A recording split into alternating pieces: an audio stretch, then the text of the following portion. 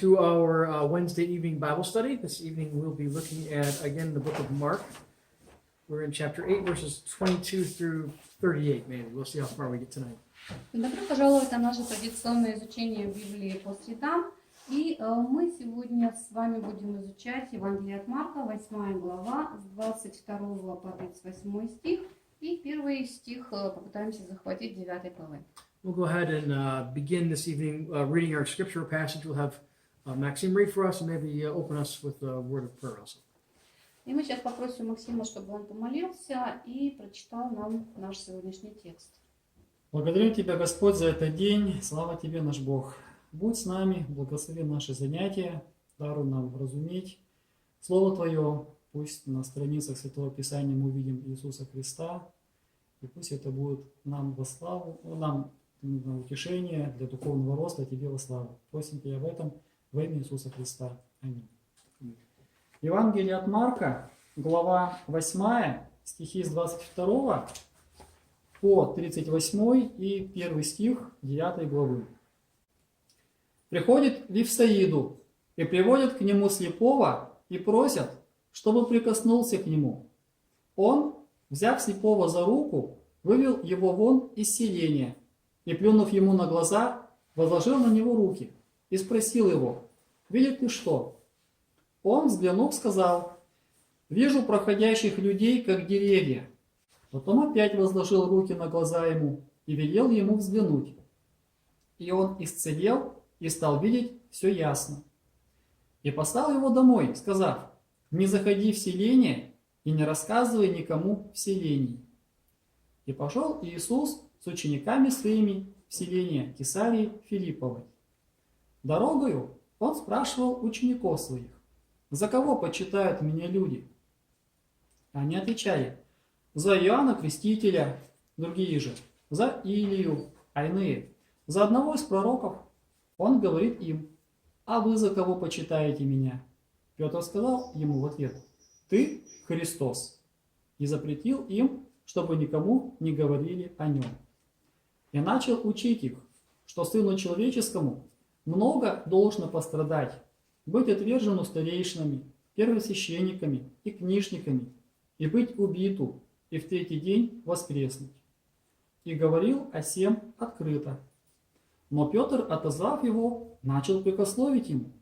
Он же, обратившись и взглянув на учеников своих, воспретил Петру, сказав: «Отойди от меня, сатана, потому что ты думаешь не о том, что Божие, но что человеческое».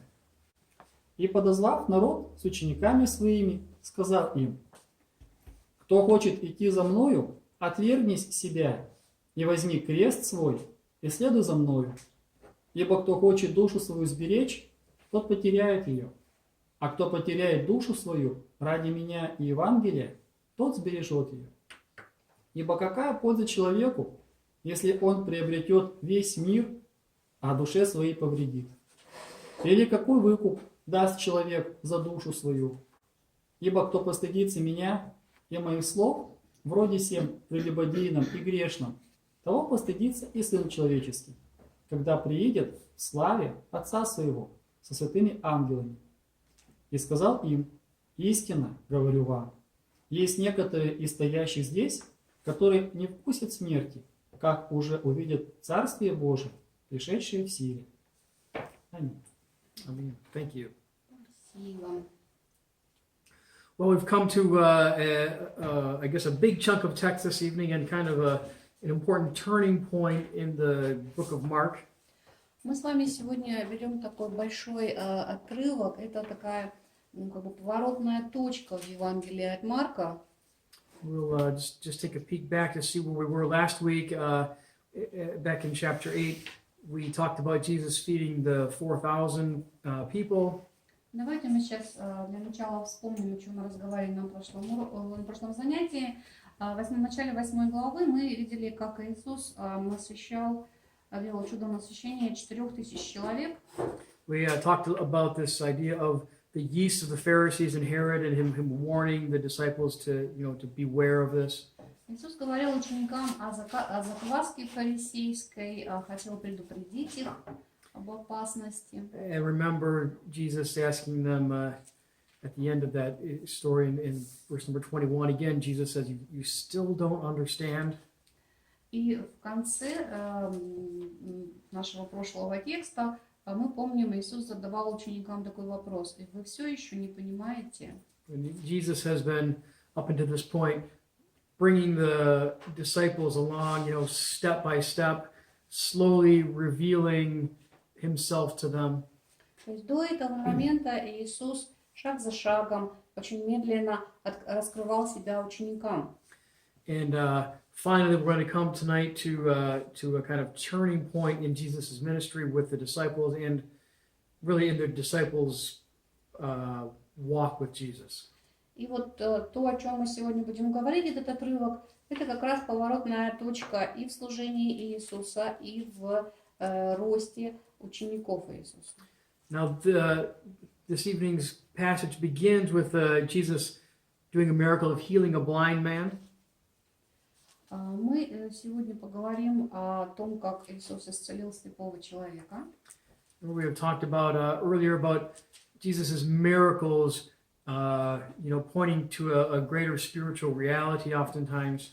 И помните, раньше мы с вами говорили, что все чудеса, которые делал Иисус, они указывали также на нечто духовное, то есть у них есть духовный смысл. He heals, deaf, mute people, and that points us to the fact that, don't you have ears to hear, but Jesus can give you ears to hear. То есть, когда Иисус исцелял, допустим, глухонемого человека, да, и под этим подразумевалось, что вы не имеете, имея уши не слышите, имея глаза не видите, да, то есть подразумевался духовный план. And so this evening we're going to begin with this miracle of Jesus healing a blind man, which is pointing us to the fact that Jesus is going to be the one that gives spiritual sight to the disciples. И сегодняшний наш отрывок начинается с вот этого чуда исцеления слепого человека.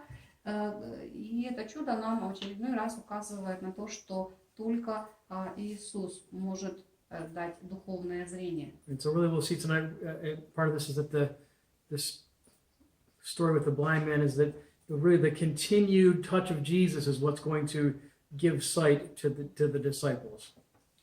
И в этой истории мы снова встретимся с тем самым прикосновением Иисуса, которое исцеляет обычных людей и которое даст духовную силу его ученикам. So Bethsaida is a town that's in the tetrarchy of Philip. It's just outside of Galilee, actually.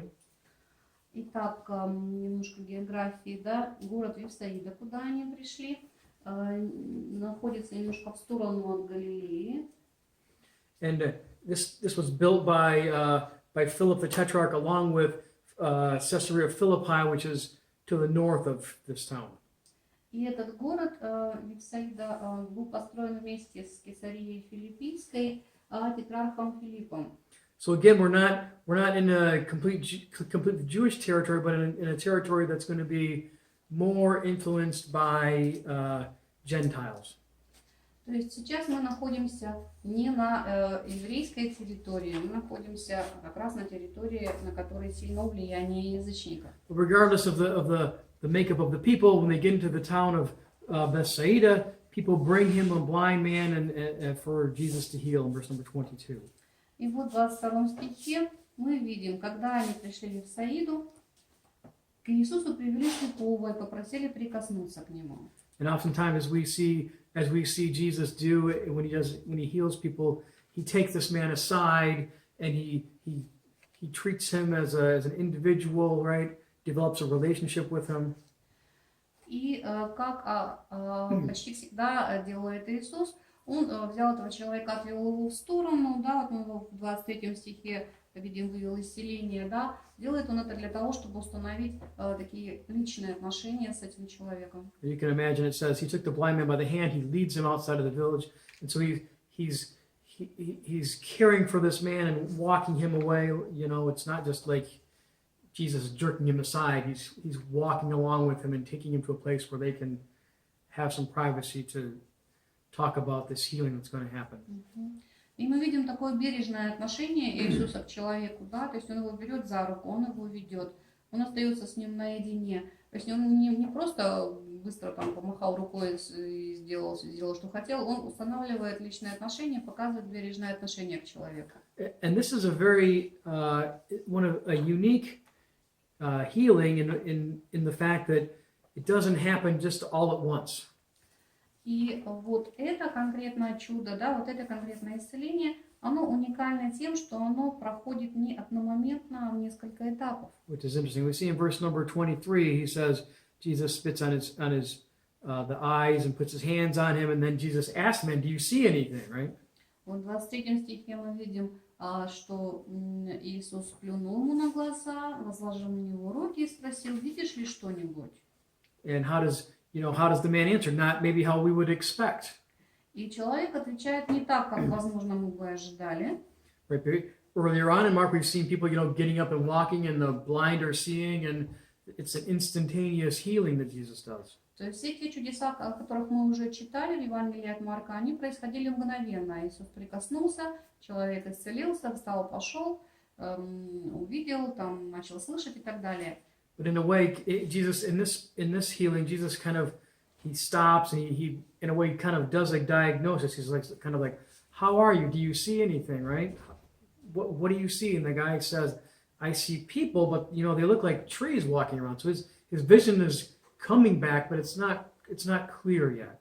Но здесь происходит не так. Иисус задает вопрос, чтобы как бы продиагностировать, да, человека, что же тут получается. И получает от него ответ. Человек отвечает ему: вижу людей, словно двигаются деревья, ходят они как будто деревья.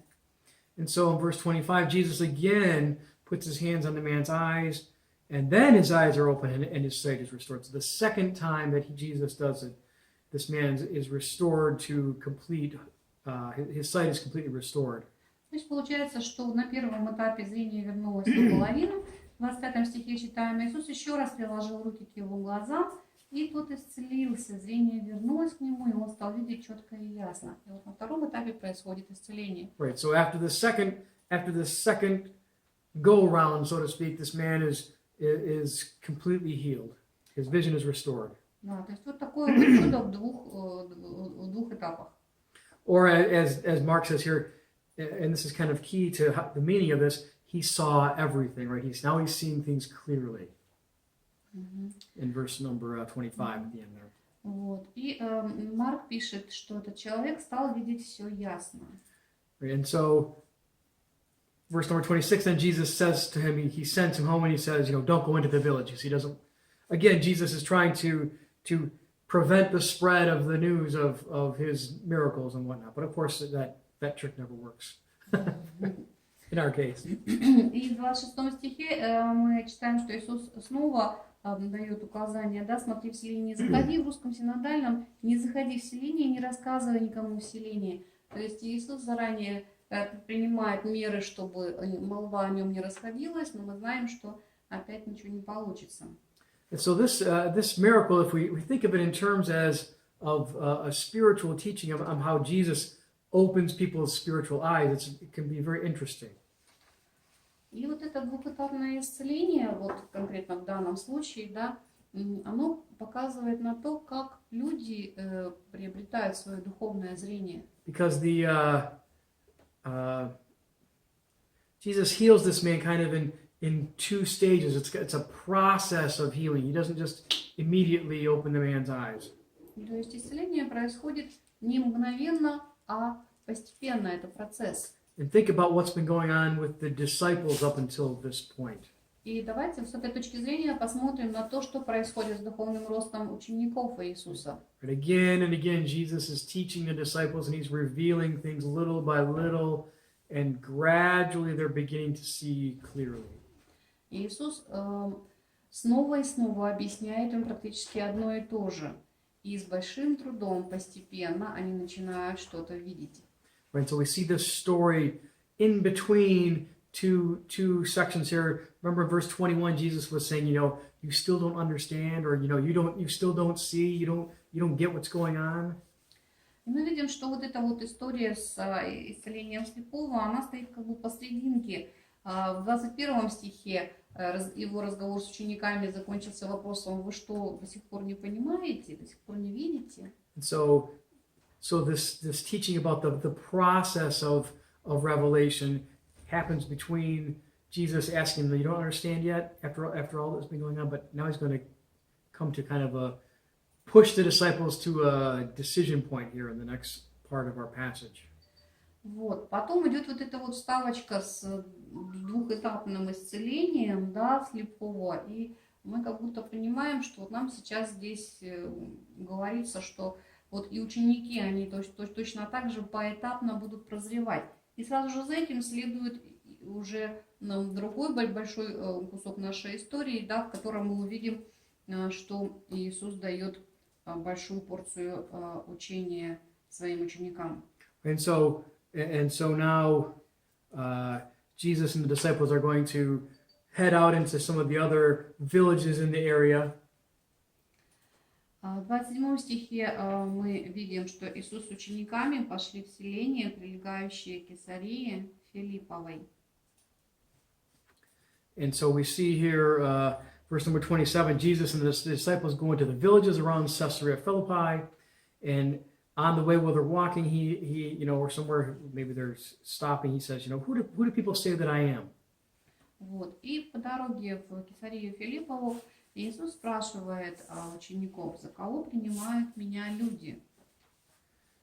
And so he's starting with kind of a general question to the disciples. What have you heard about me? То есть вопрос такой, как бы в общем: кем считают, за кого принимают? And so they're going to give him the answer, of things that they've heard. Well, some people, the general word, some people say you're John the Baptist in verse number 28. Others say Elijah, still others one of the prophets. И ученики ему также и дают такой общий ответ, то есть пока они говорят о других людях. Right. Некоторые за Иоанна Крестителя, другие же за Илию, некоторые за одного из пророков тебя считают. Right, and so there's basically, three different categories of people that they're talking about here. То есть здесь вот в их ответе мы видим как бы три такие группы людей, с кем можно сравнить Иисуса. Right, some of them say that he's John the Baptist. Три группы людей, которые, да. Вот первая группа считает Иисуса Иоанном Крестителем. Remember, there were some people that thought that John the Baptist had come back to life, and that's why he had this power, because he was resurrected, and now he had the real power to do these miracles. Вот, то есть, помните, когда Иоанна Крестителя обезглавили, некоторые люди были уверены в том, что он воскреснет, и воскресший будет иметь большую силу для совершения чудес. There were some people that was saying that he was Elijah. Другая группа людей верили и думали, что Иисус это Илия. And Elijah was the one who's going to announce the coming of the Messiah, right? Илия, потому что он должен был предшествовать появлению Мессии. And in a way, he was the one who was going to prepare the way for the Messiah, right? Он должен был приготовить путь Мессии. And so some people thought that, maybe this is the guy getting ready. The Messiah is on the way. Поэтому вот некоторые люди считали, что Иисус, он как раз готовит путь для Мессии. And then there were other people saying that, well, he's one of the prophets. He's like the Old Testament prophets, like Moses or even Elijah or somebody, but he's come to bring God's, word to the people. Вот. А некоторые, третья группа людей считали его за одного из пророков. And so there's these three different categories, but the one thing they all kind of have in common is they're not the Messiah, but they're the ones that are preparing the way for the Messiah in a sense. И что общего у всех этих трех групп? Общее то, что все они считали, что Иисус, он только предшествует Мессии, но сам Мессией не является. So the people they were still, or should we say, more blind than the disciples were. They didn't know that he was the Messiah. They just thought he was somebody, really important. То есть люди, они находились в состоянии духовной слепоты гораздо больше, чем ученики, да, то есть гораздо меньше, чем ученики они знали, вот. And so now Jesus is going to say, now that he's heard that answer, he's going to narrow the question down and kind of put the question to the disciples themselves, right? In verse number 29. What about you, he says. Who do you say I am? Вот. И выслушав ответ учеников, Иисус задает следующий вопрос, такой более конкретный: а кем вы меня считаете? Right, so now he's in a sense he's putting the disciples on the spot. Вот. То есть сейчас он конкретно вынуждает их дать очень точный ответ, So однозначно. we've gone in verse number 21 to him asking, "Don't you understand?" To verse number 29, he's saying, now who do you say I am? Right? Has this process? What point in the process are we at?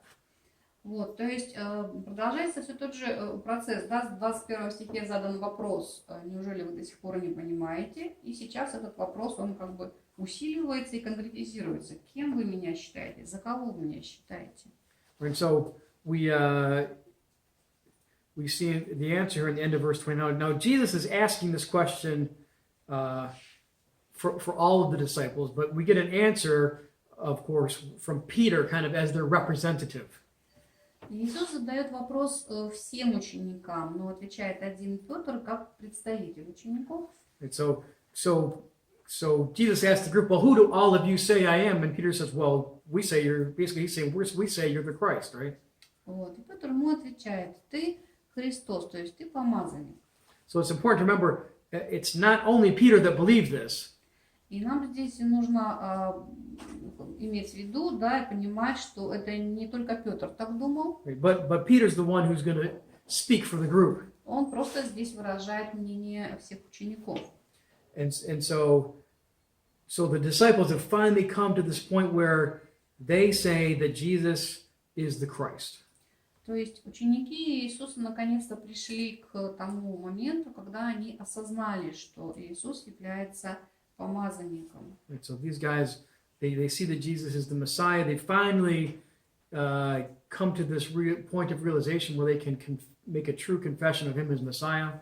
И вот сейчас они могут вот исповедать, скажем, эту истину, сказать, что ты наш Мессия. Now, it's kind of interesting because now they believe He's the Messiah, but now the problem and the question they have to resolve is, what does it mean to be the Messiah? И опять же интересный момент. Они наконец пришли к осознанию того, что Иисус Мессия, и теперь им нужно понять, а что же это значит. Because these men, having been raised as good Jews, would have definitely had their a very strong beliefs as to who the Messiah was and what He was supposed to do. Потому что ученики выросли в сообществе, в котором их очень серьезно обучали тому, кто такой Мессия, для чего он должен прийти и что он должен делать. And so these guys are expecting someone that's going to fulfill all of the hopes of Israel. Они ожидают Мессию как того, кто придет и спасет Израиль. Israel was going to become great again. Израиль снова станет великой страной. And God would be their God, and He would be their people, and it would be a new kingdom on earth. Бог будет их Богом, они будут Его народом, и будет установлено Царство Божие на земле. And so this is the expectation of these 12 guys. То есть вот такие были ожидания у 12 учеников. And they have some additional expectations too, as being the 12 that are close to Him. They have some expectations of what their role will be in this kingdom, right? И поскольку они были приближенными Иисуса, да, приближенными самого Мессии, у них еще были свои ожидания насчет того, кем они станут в этом царстве. Because in a way they're saying, well, this is the guy that's going to establish the new kingdom, and we're His main guys, and so we must be the main guys, right? We're going to be the rulers. Вот, то есть раз наш предводитель Мессия, он будет управлять всей страной, а мы его приближенные, значит, мы тоже будем какими-то важными правителями. We'll see that theme actually pop up a few times here coming in Mark as the disciples are arguing about amongst themselves, who's going to be the greatest, and then asking who can sit at the right hand and the left hand of Jesus, right? И мы видим, что эта тема время от времени всплывает в Евангелиях, когда ученики спорят о том, кто из них будет большим или кому будет дано сесть по правую и по левую руку от Иисуса. And so this process of giving the disciples vision, of giving them sight, has made a lot of progress, but they're not seeing clear yet, right? Like the guy in the blind man in the story, they're kind of seeing trees. They're not seeing the Messiah clearly yet.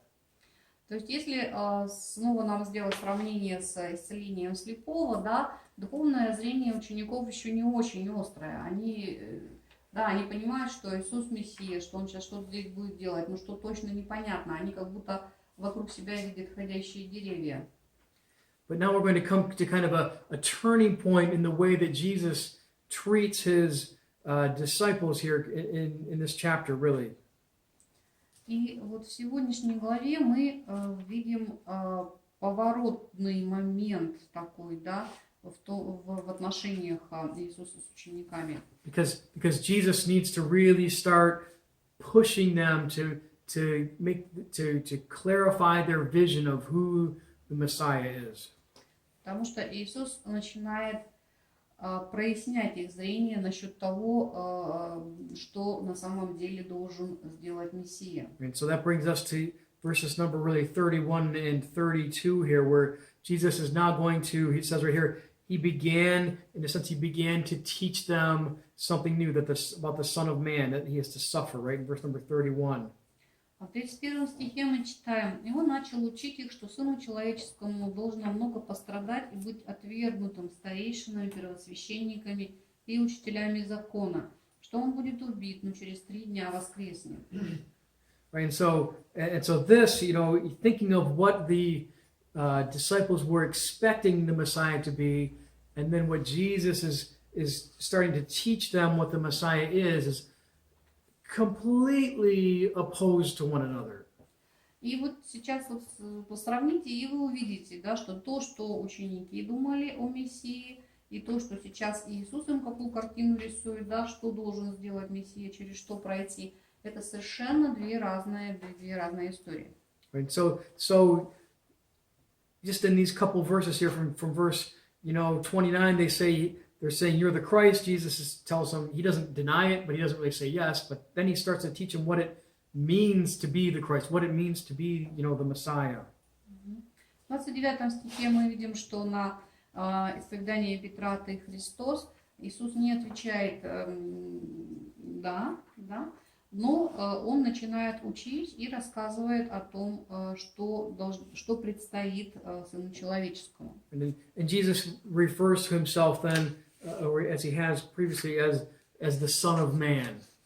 И Иисус снова называет себя так же, как он называл себя раньше, Сыном Человеческим. Remember this, eventually it will become clear to the disciples that he's referring back to Daniel chapter 7, where the Son of Man is talked about in Daniel's vision. И ученикам совершенно понятно, что когда Иисус называет себя Сыном Человеческим, он делает отсылку на 7 главу пророка Даниила. But interesting, there's an interesting kind of linguistic thing going on here, that this idea of saying the Son of Man is really a way of someone during this time period of talking about themselves kind of in the third person, right? Но тут есть еще такая небольшая лингвистическая особенность.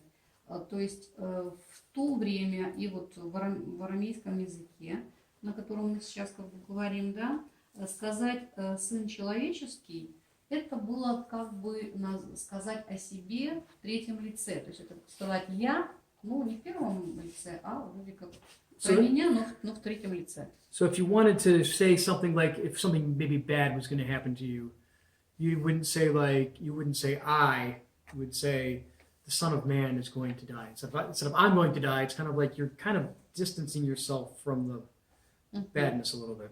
То есть, например, если нужно было сообщить какую-то неприятную новость, да, вот в нашем случае, да, нужно умереть, да, вот человек не говорил «я умру», а человек как бы дистанцировался немножко от этой ситуации и говорил «сыну человеческому надо умереть, а имея в виду себя.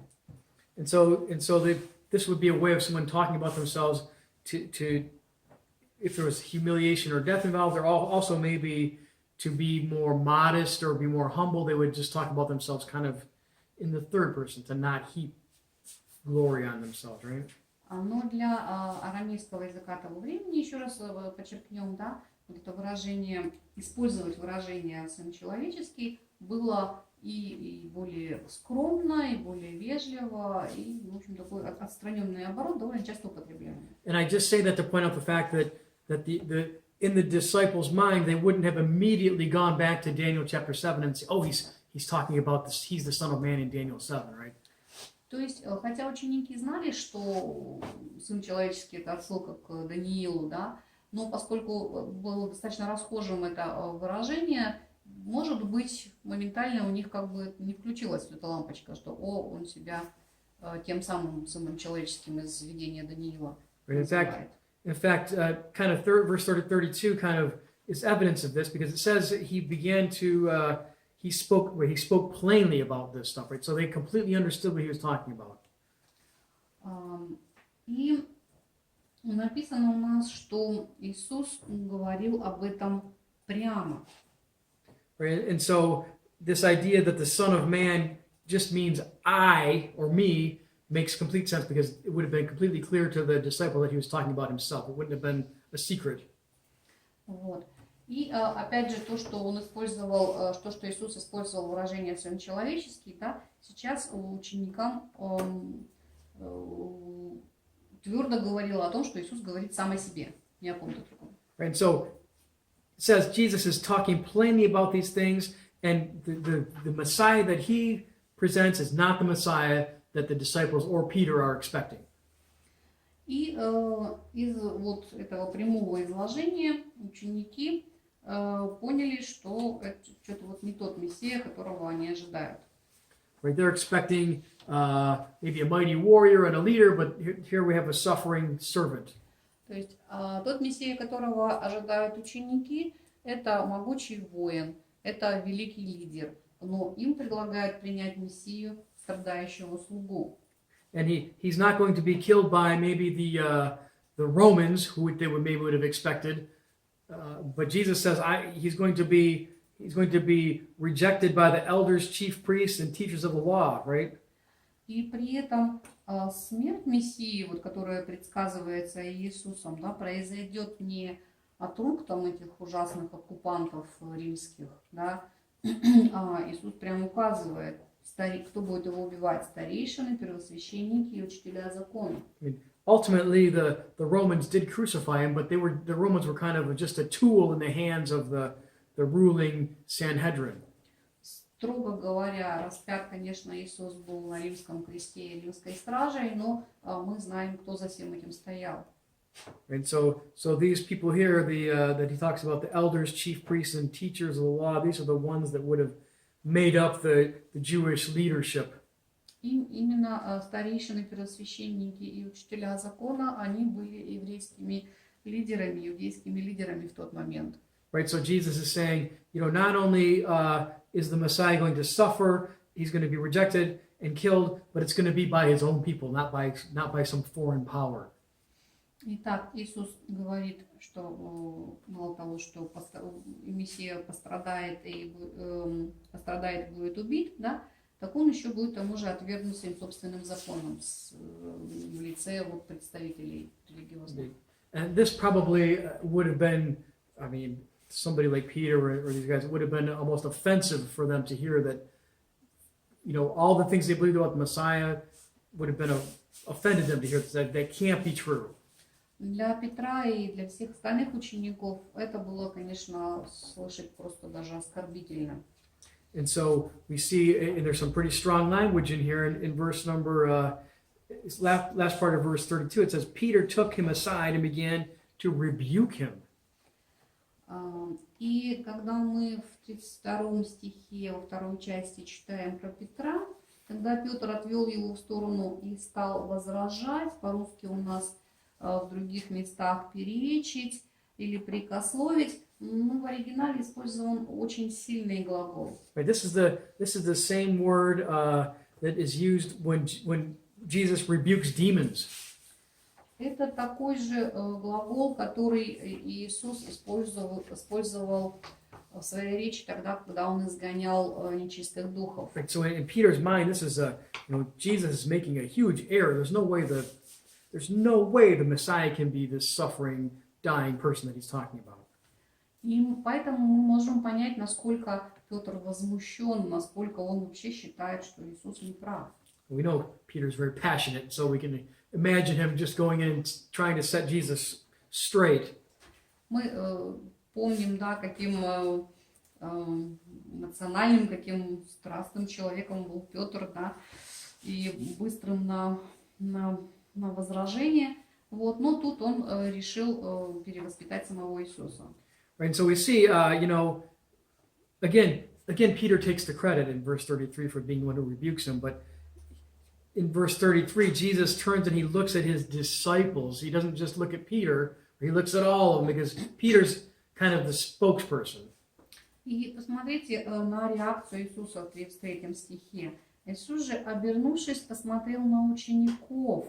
Да, то есть он сначала посмотрел на учеников, он понимает, что Петр говорит от лица всех, да, и далее строго сказал Петру. Right, so Peter's the one who receives the rebuke kind of directly, but as the representative of the people, Jesus is rebuking the whole group of the disciples to make sure they're all understanding that this is not a proper way to be talking to him.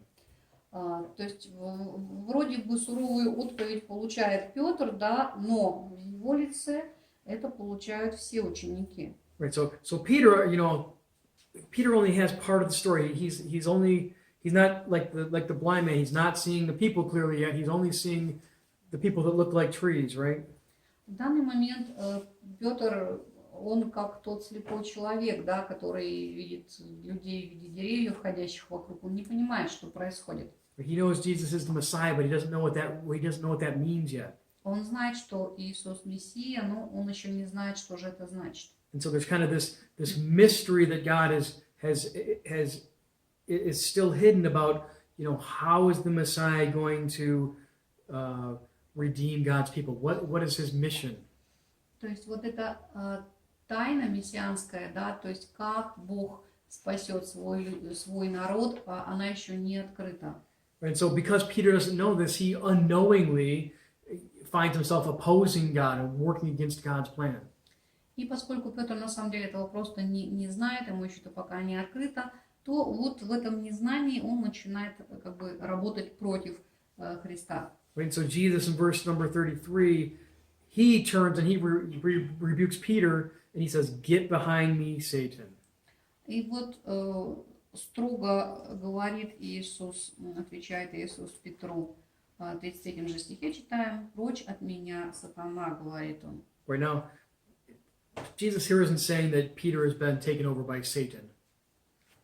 But he's not saying that, И, конечно же, здесь Иисус не утверждает, что Петр одержим сатаной, например. But what he's saying is, this idea of Satan, this word Satan means adversary. Здесь, скорее всего, имеется в виду вот тот самый перевод, то самое значение слова сатана, да, это противник. Right?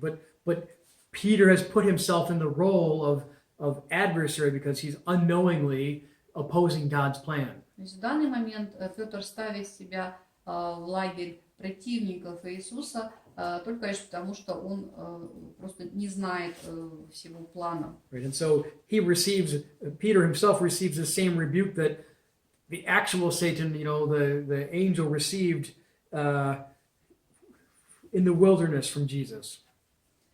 А по форме вот эта вот фраза, да, «отойди от меня, сатана», совпадает это предложение с тем, которое мы читали, когда сатана искушал Иисуса в пустыне, и вот Иисус ему именно так ответил. When Jesus says, kind of clarifying the follow-up, you don't have in mind the things of God, but the things of men.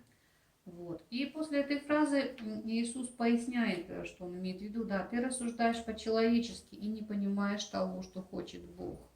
right? And so, we'll, again, as I mentioned before, we'll see that continuing through the book of Mark, the disciples will continue to have in mind the things of men as far as who's going to be the best disciple, who's going to be in charge, who's got the highest status. So they're not going to completely see the things of God until after the whole story is done and Jesus is resurrected. Вот. И мы с вами понимаем, да, что ученики на самом деле они рассуждали по-человечески, не понимали всего того, что хочет Бог, потому что они находились в таком моменте истории, им не все было еще открыто. But they've made the biggest step, right? They've seen that who Jesus is, that he's the Messiah, and now Jesus just needs to make the picture clearer and clearer and clearer as we proceed through the rest of the book of Mark. Но сейчас они уже поняли, что Иисус есть Христос, то есть помазанник, да, и дальше Иисус будет им все более подробно рассказывать о том, кто такой Мессия и что предстоит впереди, чтобы ученики могли видеть тоже четко и ясно. And so then Jesus again, he verse number 34 says he called the crowd to him along with his disciples.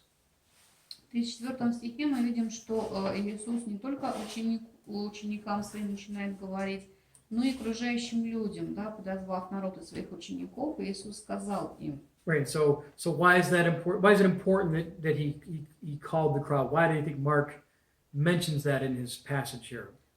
Почему Марк так заостряет на этом внимание, что здесь не только ученики, но еще и посторонние люди? Right. I think one reason will be that Mark wants us to understand that what Jesus is about to say doesn't apply only to the 12 guys, but it applies broadly, to all people that are following Jesus. Ну, во-первых, Иисус этим показывает, и Марк тоже нам этим показывает, да, что то, что сейчас Иисус будет говорить, относится не только к избранной группе 12 учеников, но и ко всем остальным людям. And the original people who read the book of Mark in Rome would have understood that, hey, we should pay special attention because this also applies, to us. И те, так сказать, получатели Евангелия от Марка, его читатели в Риме, да, в этом месте они должны были сосредоточиться, потому что они понимали из этого повествования, да, что сейчас будут слова и для них тоже. And it would have been important to the believers in Rome because they were going to go, or even maybe were going through some times of intense persecution. И это особенно было важно услышать именно читателям в Риме, потому что им предстояли времена жесточайших гонений. And also, so these words would have, I think, spoke to them, and even to people nowadays, during times of persecution, these words of Jesus here can speak to us and kind of give us encouragement to know what it means to be a disciple. И к нам, как современным читателям, это тоже относится, потому что гонения могут наступить в любой момент, и мы, собственно, должны понимать, что к чему. We really want to know, we say, what's at stake? What is the cost, or the cost and the benefit of discipleship? Мы должны понимать, какова цена ученичества. Right? Discipleship isn't cheap. Ученичество это не так вам просто. Right? As Mark records Jesus' words here, he says, "If anyone will come after me, he must deny himself, take up his cross, and follow me." Verse number 34.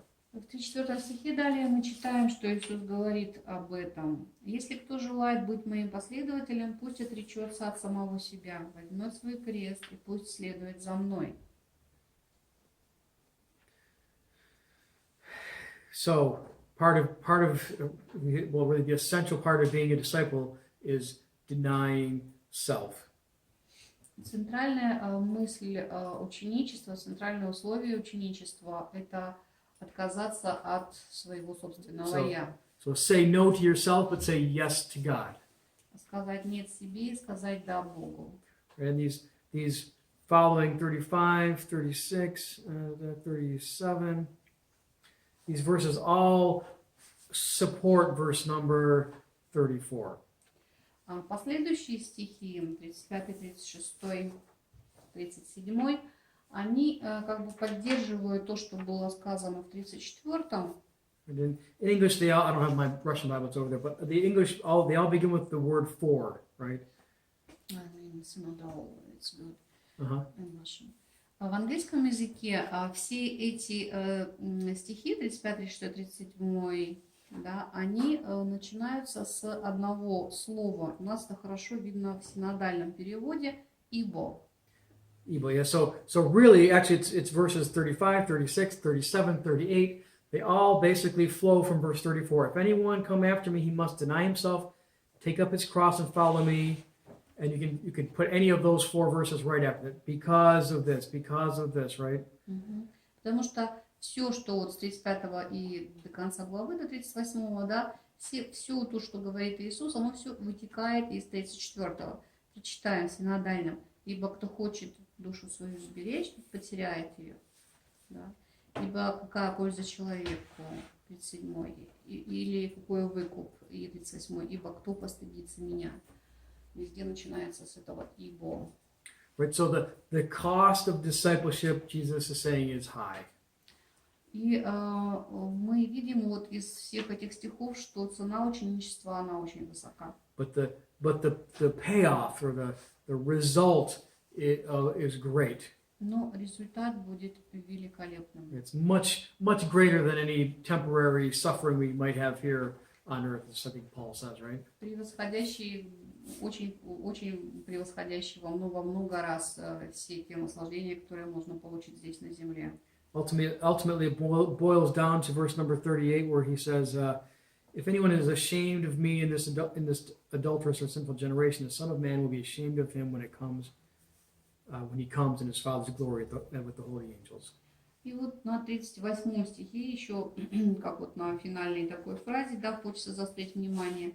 Ибо кто постыдится меня и моих слов вроде всем прелюбодейным и грешным, того постыдится и Сын Человеческий, когда придет в славе Отца Своего со святыми ангелами. Right? Or basically, as he says elsewhere, if you deny me before men, I will deny you. Вы отречетесь от меня перед людьми, то я отрекусь от вас перед Отцом Своим. So we're to look forward beyond the suffering in this life to the kingdom that's to come. Вот, то есть здесь такая перспектива, мы смотрим вперед в то, что произойдет в будущем. Right? This life has an effect on the ultimate long-term life that we have right afterwards. Нам нужно представить и понять, что вот наша жизнь, какую мы ее проведем здесь, да, она будет иметь большое влияние на то, какой будет наша жизнь там, после. And so basically, and Jesus goes on then, verse number 9, chapter number 9, verse 1, I tell you the truth, some who are standing here will not taste death before they see the kingdom of God come with power. Вот. И когда же будет это там, Иисус нам дает определенный намек, определенное указание в 1 стихе 9 главы. Говорю вам истину, некоторые стоящие здесь не умрут, пока не увидят, что Божье Царство пришло в силе. And so this is an interesting verse because it's a difficult verse, right? Этот стих одновременно интересный и очень сложный. Because Jesus is making what I want to say, a solid prediction or something you can check to see if what he's saying is true. Потому что здесь Иисус делает такое безапелляционное пророчество, да, что увидят некоторые люди на самом деле. And I think actually we're going to tie this verse, I think, into the passage coming next week with the transfiguration. It's probably be more appropriate to talk about it then, but let's just say that this verse is a transition into next week's lesson about Jesus going up and really revealing his true glory to the disciples. Вот. И этот стих, он как бы является и завершающим вот наш отрывок сегодняшний, но также открывающим следующий такой важный момент, историю о преображении. И историю о преображении мы будем о ней говорить на следующей неделе. А сейчас вот мы будем завершать этим стихом. So I think this is a good place to stop. Next week we'll begin with a more of an in-depth look at this verse number 1, because I'd like to spend some time to say, you know, what is Mark talking about? What was Jesus talking about? And get a good understanding of that verse so it's more clear. И в следующий раз мы про первый стих поговорим более подробно, потому что здесь на самом деле очень все непросто. So we'll go ahead and wrap things up for today. Someone like to Сегодня close us давайте in мы prayer, and закончим. then Кто у нас помолится, кто завершит. we can have some questions if anybody has any. Ну вот, например, дорогой пастор. Отец наш Небесный, слава Тебе и хвала и благодарность за возможность слышать Слово Твое, Господь, и быть сегодня здесь, на уроке. Многие из нас еще не могут прийти, еще карантин, Господь. Мы многому научились за это время, мы очень многое поняли, Господь. Я думаю, что мы стали больше ценить возможность быть в собрании, мы стали больше понимать, насколько это ценно, насколько, Господь, Ты милостив к нам, что Ты даешь нам здание, что Ты даешь нам место, где мы можем приходить, славить Тебя, познавать Твое Слово, проявлять любовь друг к другу, проявлять заботу друг о друге. Господь, Ты благослови нас, наши семьи, благослови, Господь, нас всем, что нам так необходимо, особенно в это сложное время. Благослови всех, Господь, кто находится в трудностях, и мы очень просим, Господь, приблизь ту возможность, когда мы сможем открыть двери нашей церкви, когда мы сможем начать служить Тебе все вместе, как одно тело, Господь, как одна семья, в одном духе и истине. Слава Тебе за все и хвала. Наш Господь, Отец, Сын и Дух Святой. Аминь.